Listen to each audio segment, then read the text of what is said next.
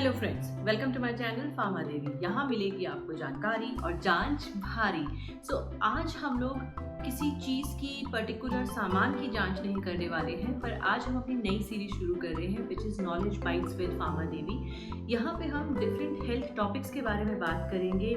हम बात करेंगे डिफरेंट हेल्थ कंडीशंस के बारे में, ताकि आपको हम कोशिश कर सके ज़्यादा अच्छे से उन कंडीशंस के बारे में समझाने की एक आसान भाषा में। आप किन किन डिजीज़ के बारे में और जानना चाहते हैं वो हमारे कमेंट बॉक्स में लिखिएगा, ताकि मैं उन टॉपिक्स पे भी रिसर्च करके आपके साथ शेयर करूं। आज का जो पहला टॉपिक हम शुरू करने वाले हैं इस एपिसोड 1 में नॉलेज बाइट की, वो है हेयर फॉल। हेयर फॉल एक ऐसी कॉमन प्रॉब्लम है जो कि आजकल मेन विमेन सब में बराबर तरीके से आ रही है। अगर हम बात करते हैं कि प्रिवलेंस की, तो अराउंड 56% ऑफ मेन जो कि 30 ईयर्स से लेके 50 ईयर्स की उम्र में हैं, उनके अंदर हेयर लॉस होने की कंडीशंस इंडिया में बहुत ज़्यादा है। Around 86% of men in India अपने बाल खो देते हैं due to the alopecia. Alopecia एक मेडिकल टर्म है हेयर लॉस के लिए।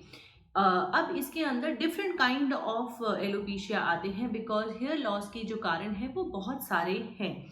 अगर हम बात करते हैं अब औरतों की, औरतों में भी बहुत ज़्यादा हेयर लॉस की कंडीशंस और हेयर लॉस के केसेस बढ़ते जा रहे हैं हमारे देश में, बिकॉज हमारे हेल्थ कंडीशंस में बहुत ज़्यादा चेंजेस आ चुके हैं। बिकॉज बहुत बार हेयर लॉस के जो कारण हैं वो हो सकते हैं हेरिडेटरी। ये सबसे कॉमन कारण है कि या तो आपकी मदर की साइड से या आपकी फादर की साइड से किसी को अगर हेयर लॉस के इश्यूज रहे हैं, अगर विद इन द फैमिली और आपकी फैमिली ट्री में हेयर लॉस है, तो आप चाहे मेन हैं या विमेन हैं, आपके अंदर चांसेस ऑफ हैविंग दो जीन्स जो कि हेयर लॉस करा सकते हैं वो बढ़ जाते हैं। तो hereditary condition of hair loss अगर आपको हो रहे हैं, तो उस कंडीशंस में हेयर्स की ट्रीटमेंट करना या उनको बचा पाना मुश्किल होता है।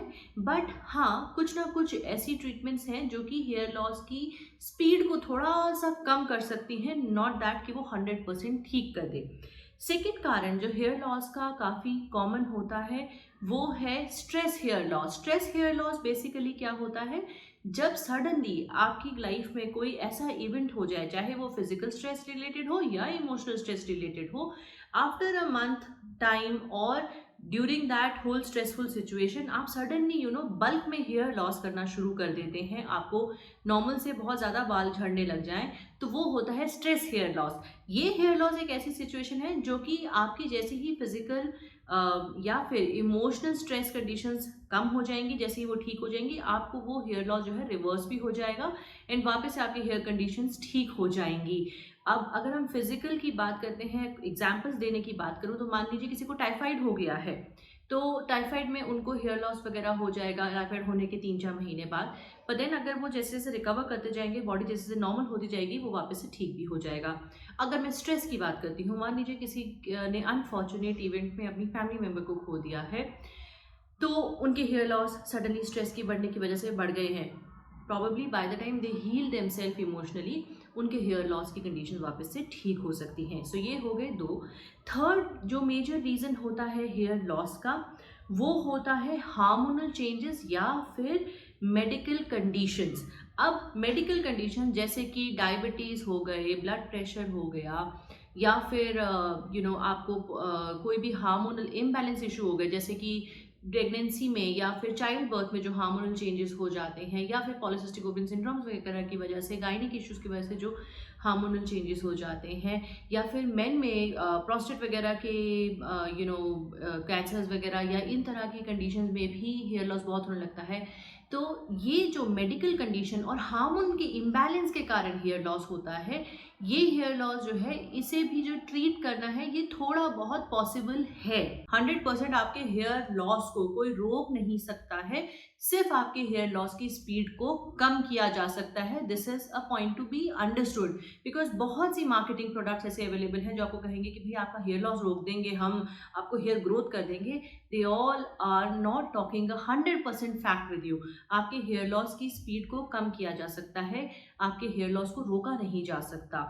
अब जो एक और चौथा रीज़न है हेयर लॉस होने का, वो है कि कोई आप मेडिकेशंस ले रहे हैं ऐसी, या कोई आप मेडिकल ट्रीटमेंट ले रहे हैं ऐसी जिनकी वजह से हेयर लॉस इंड्यूस हो जाए। जैसे कि बहुत सी गाउट की मेडिसिन, डायबिटीज़ की मेडिसिन, हार्ट इश्यूज़ की मेडिसिन, या फिर अर्थराइटिस की मेडिसिन हो गई, या फिर कुछ और ऐसे सप्लीमेंट्स होते हैं जिनके साइड इफ़ेक्ट होता है कि वो हेयर लॉस कॉज़ करते हैं।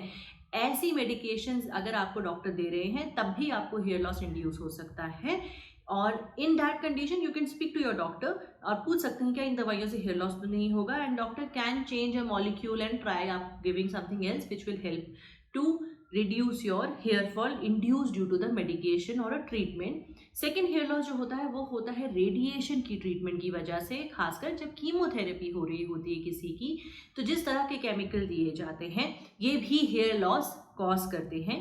पर कीमोथेरेपी के थ्रू जो आप हेयर लूज करते हो वो आप ओवरऑल बॉडी के लूज करते हो, एंड आप नॉट ओनली द हेड, आपकी ओवरऑल बॉडी के लूज होते हैं। ये हेयर्स वापस भी आ जाते हैं, दो the quality of hairs will not be the same as it was before.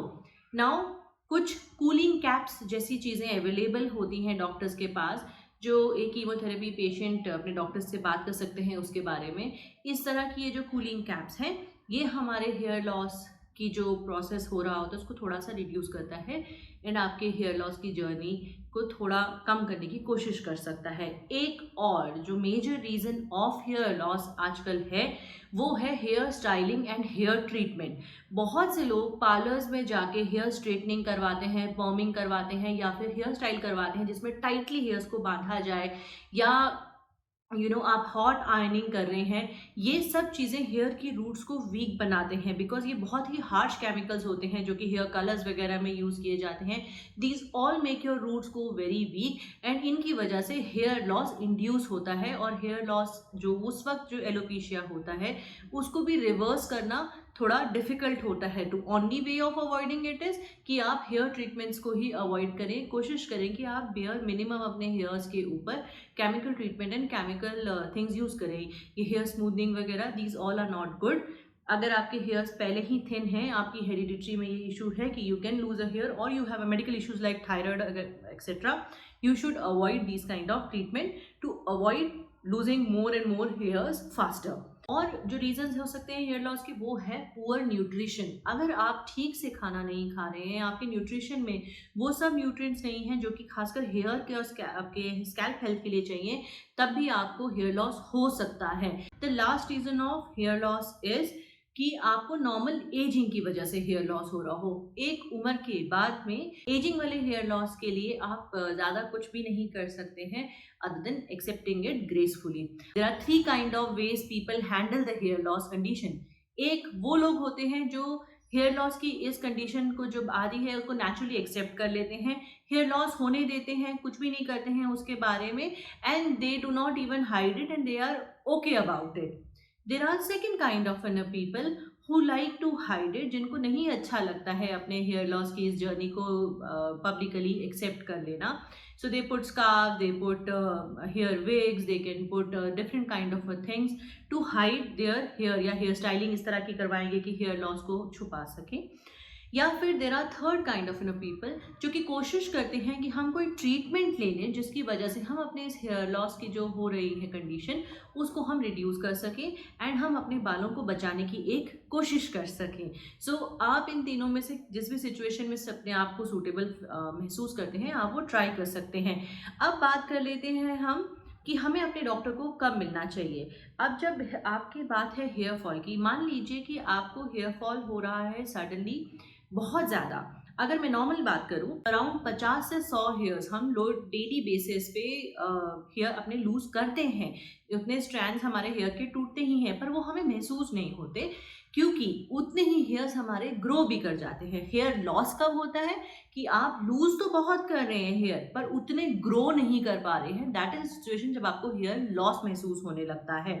सो अगर आपको पैचीनेस, अपने सिर में स्कैंटीनेस दिख रही है एज ए वेमेन, आपकी जो पार्टीशन ऑफ हेयर है वो ज़्यादा बड़े बड़े दिखने लग गए हैं, that is the time you should visit your doctor. उसके अलावा और किस सिचुएशन में जाना चाहिए, मान लीजिए आपके स्कैल्प में बहुत इचीनेस रह रही है, आपको फ्लेकीनेस हो रही है, एंड आपको पैचीनेस आ रही है। खासकर ये पैचीनेस वाली जो प्रॉब्लम है ये मेन वीमेन दोनों में आ सकती है।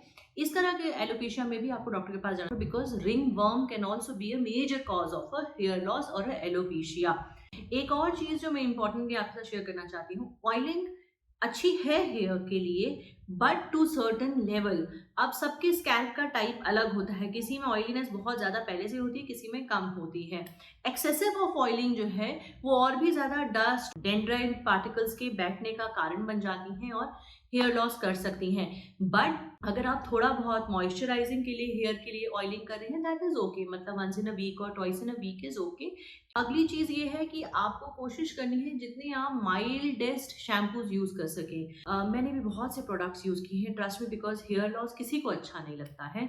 और मेरी इस हेयर लॉस की रिसर्च और स्टडीज में there are few product which have really not work for me, और मेरी वर्स कर दी conditions, and there are few product which are fine, which are working out, which are helping me. I will share these products with you in my further future reviews, and I will tell you my experiences कि भाई कैसा है, will it work, will it not work, and then आप भी अपने experiences share कर सकते हैं। Meanwhile मैंने एक hair oil, मेरी mom ने जो मेरे को बताया था वो मैंने बनाया था घर पे। I'm using it for once in a day moisturizing of my hair, and it has helped me a little bit, not much, a very little. Still, if you're interested in the recipe, I'm sharing the link. You can click on the link share above and check out that hair oil preparation. अब हम बात करते हैं कि हम hair fall को prevent कैसे करें। सो हेयर फॉल को प्रिवेंट करने के लिए सबसे पहली चीज है B gentle on your hairs. Gently treat करने का मतलब है जब आपके हेयर्स गीले हैं तब उनके ऊपर ब्रशिंग ना करें। सेकेंड थिंग, और जब आपके बाल सूख जाते हैं तो उनके लिए डीटैंगलर्स यूज करिए। डीटैंगलर्स के एक अलग कोम आते हैं, छोटे छोटे ब्रिसल्स वाले, वो यूज करिए, या फिर वाइड माउथ वाले कोम्स यूज करिए डीटैंगल करने के लिए अपने हेयर्स को। बेयर मिनिमम प्रोडक्ट्स यूज करने की कोशिश करिए हेयर पर, खासकर जो भी केमिकली ड्रिवन ड्राइव प्रोडक्ट्स हैं उनको कम से कम यूज करने की कोशिश करिए अपने हेयर्स पे। थर्ड थिंग है, पार्लर्स में जो ट्रीटमेंट्स हैं, खासकर hair straightening, hair smoothening, keratin, then hair curling, hair perming, there are many things in parlor which have, please avoid them. Try to use as much as mild products, जैसे कि जिसमें SLS sulphates वगैरह जैसे चीज़ें कम हो, parabens कम हो, उसी तरह के शैम्पूज को यूज़ करिए।